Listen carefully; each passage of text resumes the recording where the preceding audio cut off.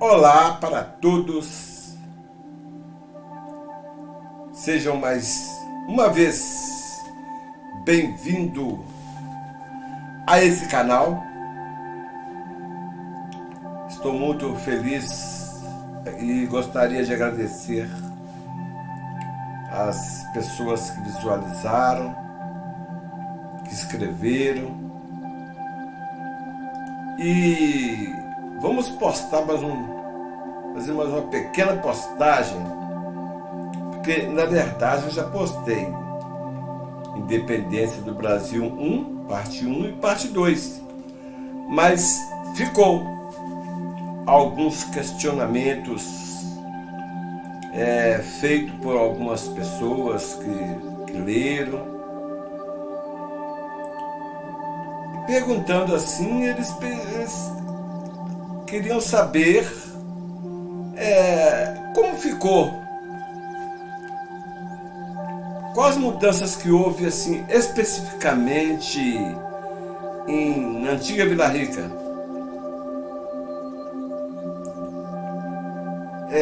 Então resolvi fazer mais essa pequena postagem e explicar. A independência do Brasil, ocorrida no dia 7 de setembro de 1822, foi muito mais do que o brado de Dom Pedro I às margens do Ipiranga. Conheça a história do Brasil logo após a emancipação. Você vai conhecer a história do Brasil logo após a emancipação. Eu quero deixar bem claro, após a separação, emancipação de Portugal. A cidade que primeiro sentiu a independência foi o Rio de Janeiro, capital do Império. Se os 13 anos que a corte portuguesa passou na cidade já tinha mexido com a cara do Rio, a independência aprofundou essas mudanças. No Rio de Janeiro surgiram as primeiras estruturas de um país independente. A cidade começou a contar também com os primeiros médicos formados no Brasil. Aí já vem. Observem que mudanças para melhor. E com uma vida cultural diversificada. Aos poucos, a população ela aumentou.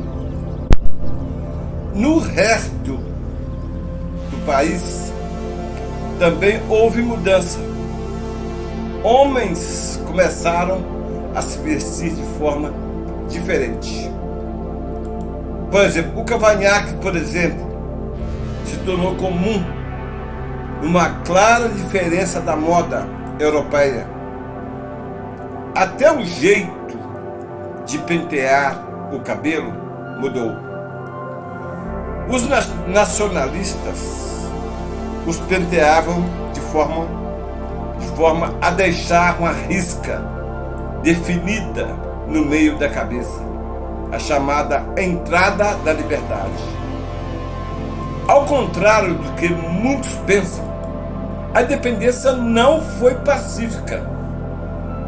Somente Rio de Janeiro, São Paulo e Minas Gerais aceitaram de prontos as ordens de Dom Pedro. No resto da nação houve confronto. A Guerra da Independência durou 21 meses e matou entre 2 a 3.000 pessoas. Em 1825, o governo tomou os bens de portugueses que ainda contestavam a independência. Os opositores foram intimados a deixar o país. Muitos confrontos tiveram reflexos nas finanças do Brasil. Entre 1825 e 1828, a inflação dobrou. A dívida externa superava um valor extremamente alto e o governo teve que limitar investimentos.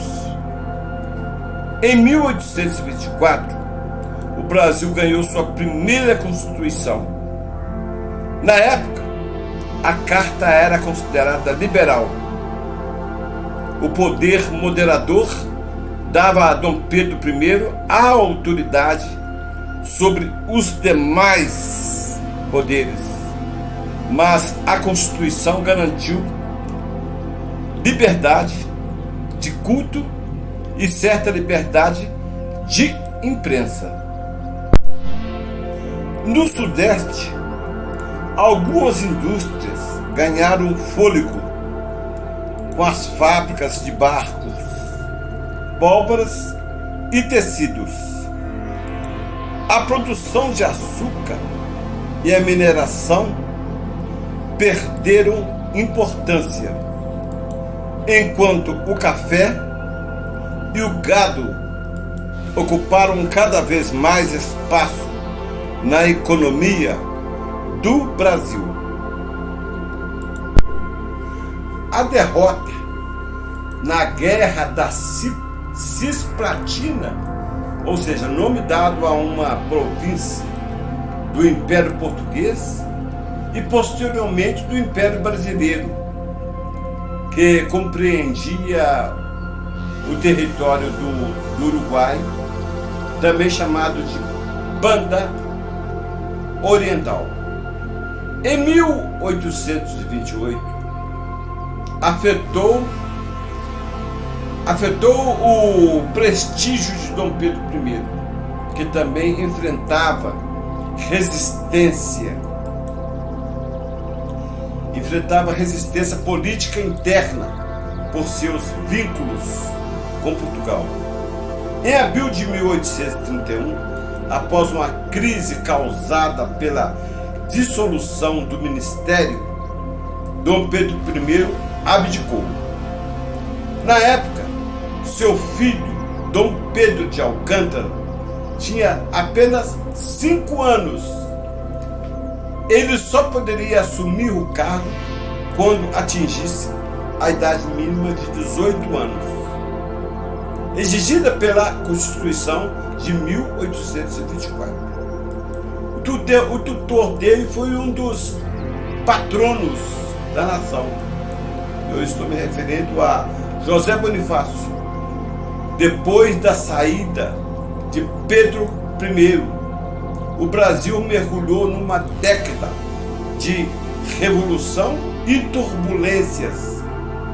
Em 23 de julho de 1840, por meio de uma medida constitucional, Dom Pedro de Alcântara, com apenas 14 anos, 7 meses de idade, teve sua maioridade antecipada e foi coroado como Dom Pedro II, assumindo o trono imperial do Brasil.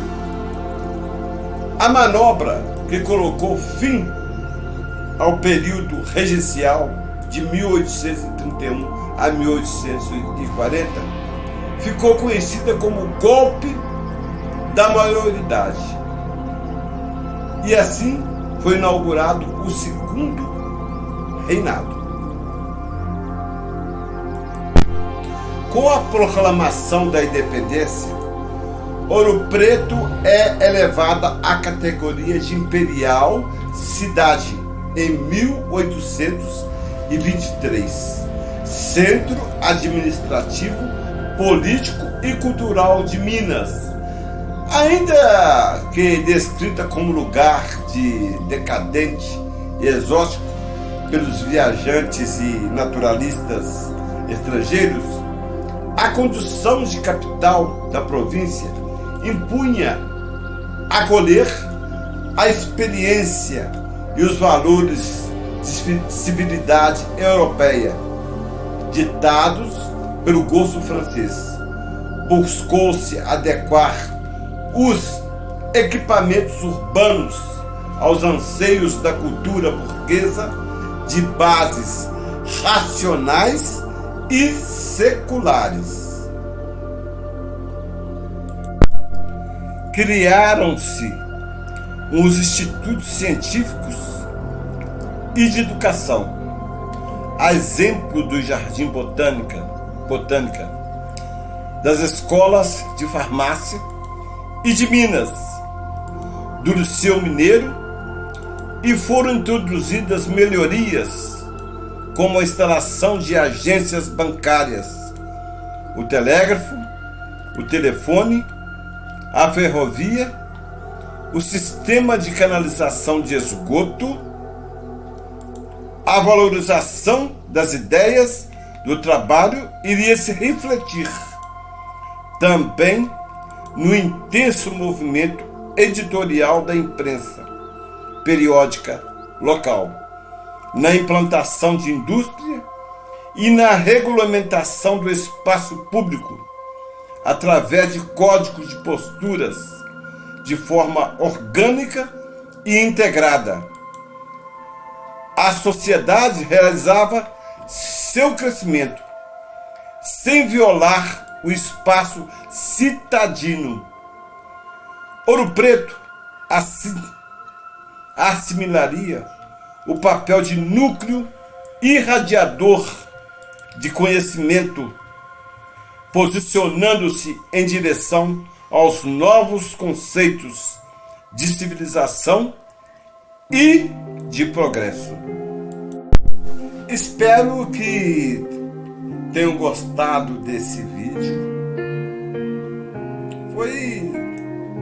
Postei em resposta, em solicitação de algumas pessoas que solicitaram: Paulo, como ficou depois da independência aqui em Vila Rica? Aí está a resposta. Eu agradeço realmente pela primeira parte, pela segunda parte. Os que visualizaram lá escreveram também. Muito obrigado. Eu espero fazer melhor a cada dia melhor, passar mais informações. Vou repetir algo que eu já mencionei. Irei postar sobre a minha cidade que eu nasci. Farei para lá uma viagem virtual através de uma postagem que postarei sobre a cidade de Mariana, a qual eu nasci. Nasci em Mariana. Eu vim para o Preto, mudei para o Preto, meus pais mudaram para o Preto quando eu tinha apenas 6 meses de idade. Mas eu não esqueço jamais da minha cidade de Mariana. Irei postar sobre sua história interessantíssima. Primeira capital da capitania de Minas Gerais. A primeira. Tudo lá foi primeiro. Mariana. Então, primeiro bispado. Primeira cidade a ser planejada. Então, tudo lá foi primeiro. Por isso que levou esse nome. Cidade Primaz de Minas Gerais. A primeira cidade a ser planejada. Então fica aqui meu agradecimento. Agora, outra coisa interessante a destacar é você, visitante, vindo para Ouro Preto, visitando Ouro Preto, Não deixe de visitar o Museu da Inconfidência. Lá está a Sala do Império.